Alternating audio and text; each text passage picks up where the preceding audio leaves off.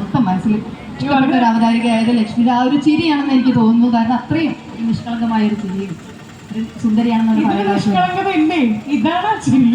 ഒന്ന് ചിരിച്ചേ, എന്നാലും ഒരു സ്പെഷ്യൽ ആയിട്ടുള്ള ആ ഒരു ചിരി അറിയില്ല. അല്ല അതറിയാം, എന്നാലും ഞങ്ങൾക്കൊക്കെ വേണ്ടി സ്റ്റാർ മാജിക്കിലൊക്കെ സൂക്ഷിച്ചു നോക്കൂ, എന്തെങ്കിലും മാറ്റം ഉണ്ടോ? എന്താ പറയാ, സന്തോഷം. സ്റ്റാർ മാജിക് കഴിഞ്ഞ് കോളേജ് വിട്ടിട്ട് വരികയാണോ? എവിടെയാ വർക്ക് ചെയ്യാണോ? ഇതാണ് യൂണിറ്റി ഇൻ ഡൈവേഴ്സിറ്റി എന്ന് പറയുന്നത്. കയറി വന്ന് നമുക്ക് ഫോട്ടോ എടുത്തിട്ട് കേട്ടോ.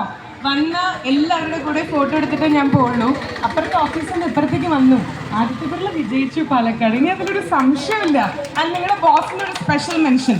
ഇവിടെ ഇനോഗ്രേഷൻ നടന്നിട്ടുമായി യൂണിഫോമിൽ നിങ്ങളെ വിട്ടില്ലേ, അതാണ് നിങ്ങളുടെ എം ഡി. ഞങ്ങളുടെ എം ഡിയെ കാണൂ, ഇതാണ് ഇവിടുത്തെ എം ഡി. ഓൾറൈറ്റ്, ഇതാണ് എന്റെ ചിരി. എനിക്ക് വേറെ ചിരി ചിരിക്കാൻ അറിയാം. ഇപ്പൊ ക്യാമറയൊക്കെ ഓഫ് ചെയ്താലും ബാക്കിൽ ക്യാമറയുടെ ബാക്കിൽ എങ്ങനെയാണ് ലക്ഷ്മി? ഇതേപോലെ എങ്ങനെയാണോ, എനർജറ്റിക് ആണോ അതോ സൈലന്റ് ആണോ, എങ്ങനെയാണ്? ഞാൻ ഇൻട്രോവേർട്ട് ആണെന്ന് പറഞ്ഞാൽ നിങ്ങൾ വിശ്വസിക്കുമോ? ഞാൻ കുറച്ച് സൈലന്റ് ആയിട്ടുള്ള ഒരാളാണെന്ന് നിങ്ങൾ പറഞ്ഞാൽ നിങ്ങൾ വിശ്വസിക്കുമോ? ഇല്ല, ഞങ്ങൾ പറഞ്ഞാൽ ഞങ്ങൾ വിശ്വസിക്കില്ല. ലക്ഷ്മി ഞാൻ പറഞ്ഞാൽ നിങ്ങൾ വിശ്വസിക്കുമോ? വിശ്വസിക്കുമോ? എന്റെ ലൈഫിൽ എനിക്ക് ഒരിക്കലും തമാശ പറയാൻ പറ്റുന്നുള്ളത് എനിക്ക് അറിയില്ലായിരുന്നു. ഞാൻ കോമഡി ഷോ ഒന്നും ഇതുവരെ ചെയ്തിട്ടുണ്ടായിരുന്നില്ല.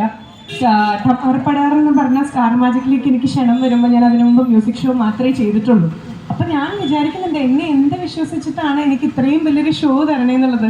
സത്യത്തിലുള്ള ഞാൻ അങ്ങനെ അല്ലായിരുന്നു, അതാണ് സത്യം. ആ ടൈമിൽ അങ്ങനെ. പിന്നെ ഇപ്പൊ നമ്മൾ പറഞ്ഞ പോലെ ഒരുപാട് ലോൺസ് ഒക്കെ ഉണ്ട്. മാസം അക്കൗണ്ടിൽ എന്തെങ്കിലും വന്നില്ല എന്നുണ്ടെങ്കിൽ ലോൺ അടയ്ക്കാൻ പറ്റില്ല. അപ്പൊ പിന്നെ ഞാൻ തമാശ വരുന്നതാണ് അല്ലേ? നമ്മൾ സ്റ്റാർ മാജിക്കിൽ ഏറ്റവും കൂടുതൽ ചിരിപ്പിച്ച ആളാരാ? കുറെ പേരുണ്ട്, എല്ലാവരും ചിരിപ്പിക്കുന്ന ആൾക്കാരാണെങ്കിലും ലക്ഷ്മിയെ ഏറ്റവും കൂടുതൽ ചിരിപ്പിച്ച എനിക്ക് എപ്പോഴും ഭയങ്കര നിഷ്കളങ്കത ഫീൽ ചെയ്തിട്ടുള്ളത് സുധിച്ചേട്ടനാണ്. തീർച്ചയായിട്ടും. കാരണം ആ ഫ്ലോറിൽ ഫസ്റ്റ് ടമാർപ്പടാർ എന്ന് പറയുന്ന ആ സമയത്ത് ഏറ്റവും ആദ്യം ഞാൻ അവിടുത്തെ ജൂനിയറാണ്, അവരെല്ലാം സീനിയറാണ്. സ്റ്റാർ മാജിക് ടമാർപ്പടാർ തുടങ്ങി 18ാമത്തെ എപ്പിസോഡിലാണ് ഞാൻ എത്തുന്നത്. അപ്പം ഞാൻ അവിടുത്തെ എനിക്ക് റാഗിങ് കിട്ടിയിട്ടുണ്ട്. സുധിച്ചേട്ടനാണ് ആ ഫ്ലോറിൽ ഏറ്റവും സീനിയർ, അദ്ദേഹമാണ് ഏറ്റവും അധികം കാലെടുത്ത് വെച്ചിട്ടുള്ളത്.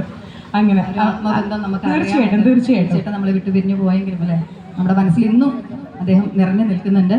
ഓക്കെ, അപ്പൊ ഇനി എന്തെങ്കിലും നമ്മുടെ ഫാൻസ് ഒരുപാട് പേരോട് വന്നിട്ട് നമുക്ക് എന്തെങ്കിലും ചോദിക്കാനുണ്ടോ നമ്മുടെ ലക്ഷ്മിയോട്? നിങ്ങൾക്ക് എന്തെങ്കിലും പാട്ട് പാടണം അല്ലേ? അതെന്തായാലും പാടിപ്പിക്കും, ഡാൻസും കളിക്കാം എന്ന് ലക്ഷ്മി പറഞ്ഞിട്ടുണ്ട്. ഒരു രണ്ടുപേരും അത് കഴിഞ്ഞൊരു നാടകം ഉണ്ടോ? ഓക്കെ, അതിനുശേഷം നമ്മുടെ ഈ ഒരു കട്ടൻ താഴുന്നതായിരിക്കും അല്ലേ? ഇപ്പൊ ലക്ഷ്മിയുടെ ഒരു പാട്ട് രണ്ടുപേരും പാടിക്കേ, നമ്മുടെ ആൾക്കാരാണല്ലോ അല്ലേ? ഓക്കെ, പാലക്കാട് വരുമ്പോ ഏത് പാട്ടാ പാടുക? എന്താ ശരി, ഏത് സ്വീകരിക്കുമല്ലോ? എനിക്ക് തോന്നുന്നു ഇവിടെ കുറെ അമ്മമാരൊക്കെ ഉള്ളത് കൊണ്ടും ഏറ്റവും അധികം ഇൻസ്റ്റാഗ്രാമിൽ എൻ്റെ അടുത്ത് പറയാറുള്ളൊരു ഭയങ്കരമായിട്ട് പൊള്ളി നിൽക്കണല്ലേ. ഇന്ന് വൈകുന്നേരം വീട്ടിൽ പോകുമ്പോൾ കുറച്ച് സൺടാൻ അടിക്കും, കുഴപ്പമില്ലല്ലോ, നമ്മുടെ ബ്രാൻഡിന് വേണ്ടിയിട്ടല്ലേ, ഞാൻ ഇത്തിരി നീങ്ങി നിൽക്കണോണ്ട് കുഴപ്പമില്ലല്ലോ. അപ്പോൾ ഞാൻ കുറേ അമ്മമാർ ഇവിടെ എത്തിയിട്ടുണ്ട്.